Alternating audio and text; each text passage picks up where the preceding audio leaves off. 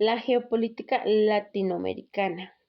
Año tras año, según estudios, en medio de elecciones coincidentes de gran parte de los países de América Latina, hay una evaluación de resultados que permite obtener por igual un balance de transformación y continuidad, el diseño de políticas exterior y de defensa en cada uno de los países latinoamericanos.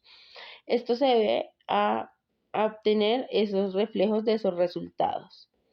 Si bien también hay otros elementos importantes que son elementos estructurales y de tendencia profunda que están marcando un mayor cambio geopolítico en el subcontinente americano desde la Segunda Guerra Mundial. Estos elementos y tendencias no son homogéneos y pues responden a cambios un poco variables, desde cambios tanto demográficos y acuerdos comerciales hasta reforzar el reforzamiento militar y la lucha cultural identitaria. Todos estos son consecuencias de dinámicas políticas nacionales. Existe también una relación casual entre los planteamientos discursivos de consumo interno y las tendencias generales interamericanas. Los elementos más significativos a tener en cuenta para explicar un cambio estratégico, pues están encabezados por un paulatino alejamiento de Estados Unidos de América Latina, especialmente de Sudamérica. Esto es un desarrollo por los cuales los grandes países de la región de una de las políticas exteriores más dinámicas, autónomas e incluso agresivas del último medio siglo.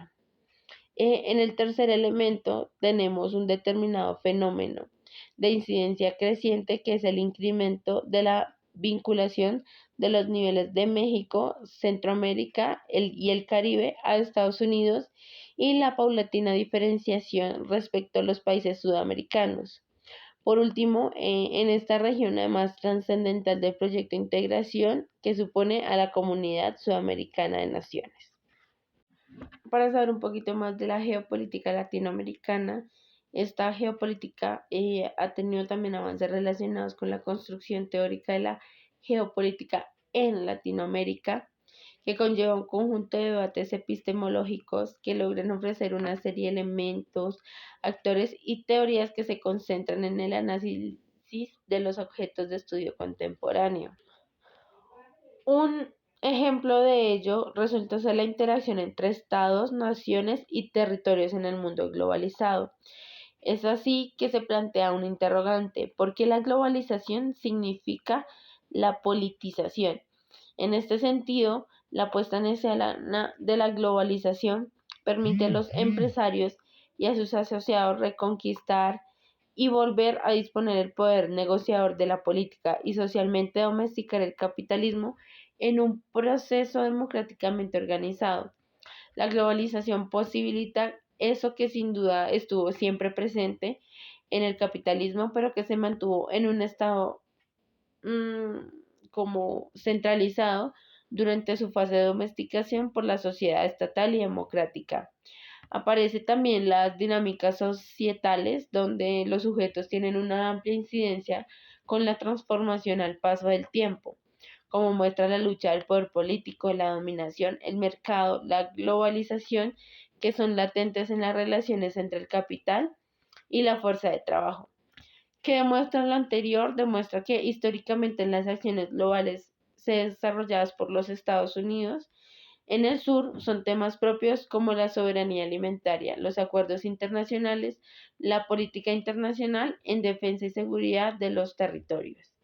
Por otra parte, pues también se encuentra que la geopolítica crítica se logra apresar un sentido propio por represar la crisis estructural del mundo.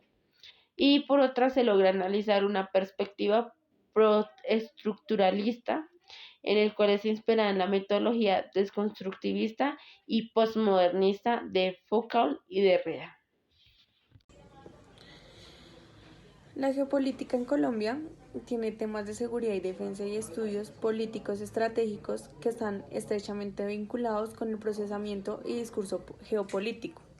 Desde esta perspectiva podríamos sostener que no es posible explicar los cambios actuales en el sistema político internacional o en los entornos sin una consideración geopolítica de los procesos que actualmente están en curso, de los conflictos abiertos y potenciales, que hoy se plantean como amenazas emergentes, la crisis del Estado y de sus principios doctrinales basados en la teoría de la soberanía, la escasez de bienes vitales para la continuidad de la vida y seguridad humana como el agua. Especialmente son problemas de una agencia internacional para un mundo incierto.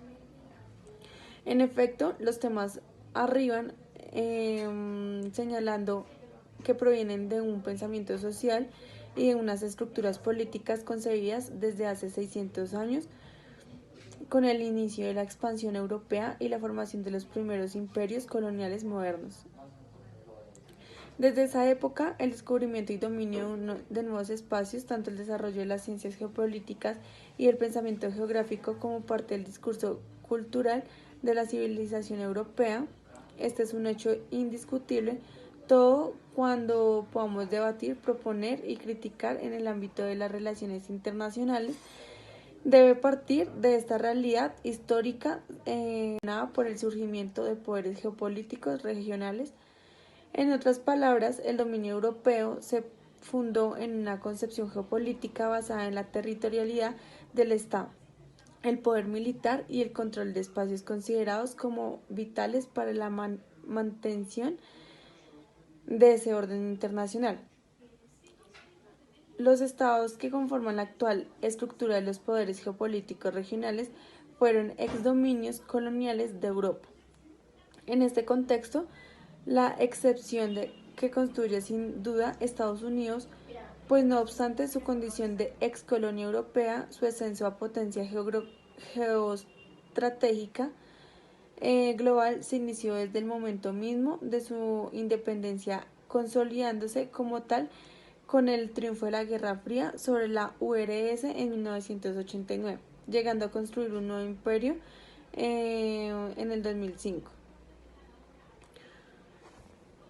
Otro tanto cabe decir que los procesos de emancipación de los dominios coloniales español y portugués durante el siglo XX y XXI y la expansión de los llamados estados nacionales latinoamericanos con la correspondiente distribución espacial de los antiguos territorios, esta situación generó guerras en el dominio de estos espacios.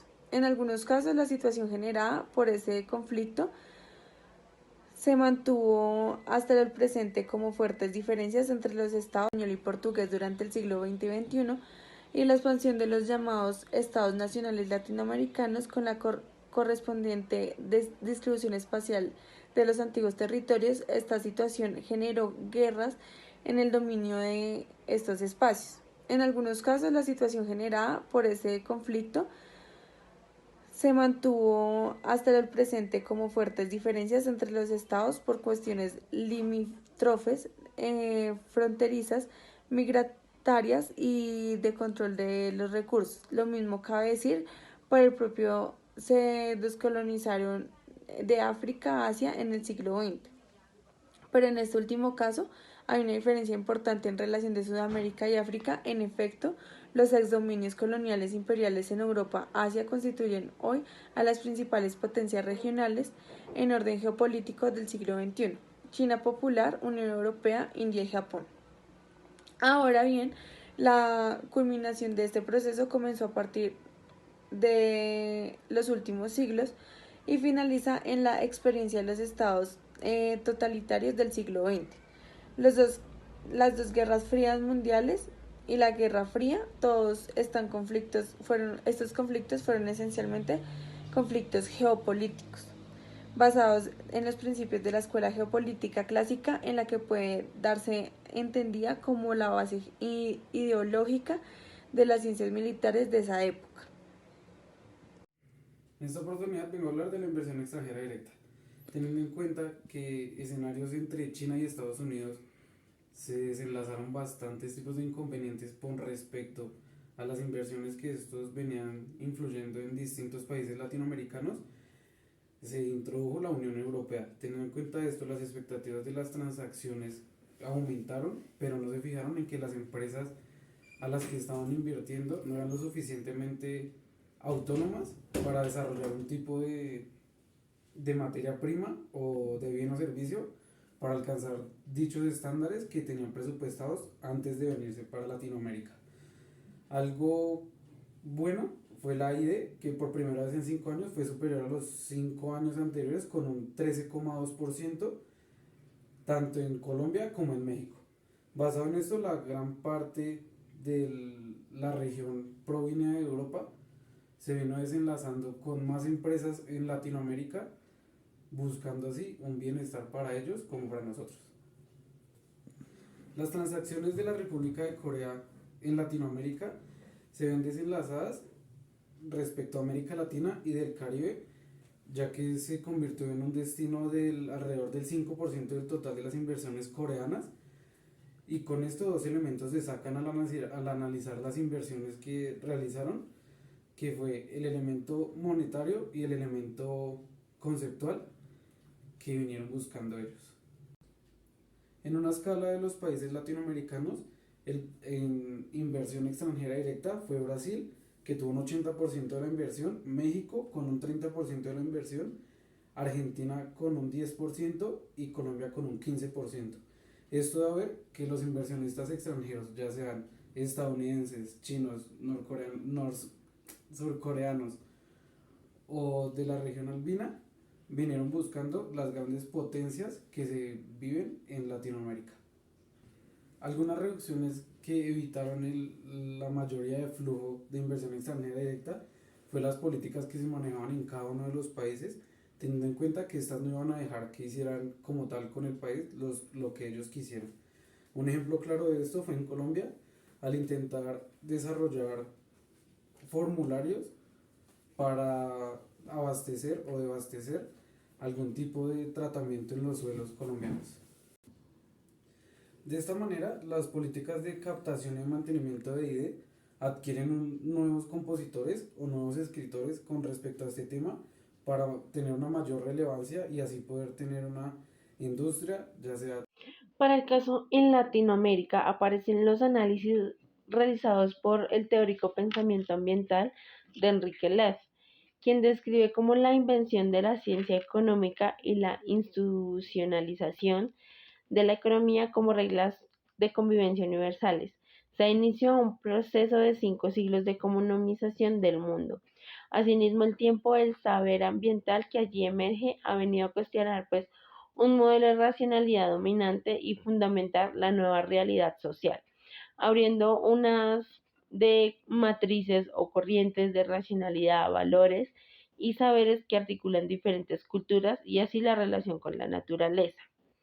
En este proceso de globalización, cuya naturaleza es impredecible, se manifiesta el creciente intercambio económico de las telecomunicaciones, la interconexión inmediata y el flujo financiero que intenta eliminar la dimensión espacial y temporal de la vida, la planetarización e incluso el aceleramiento migratorio y mestizaje cultural que ha sido movilizado y sobreterminado por el dominio de la racionalidad económica sobre los demás procesos de globalización. Esto lo dice en una cita Lev en el 2005.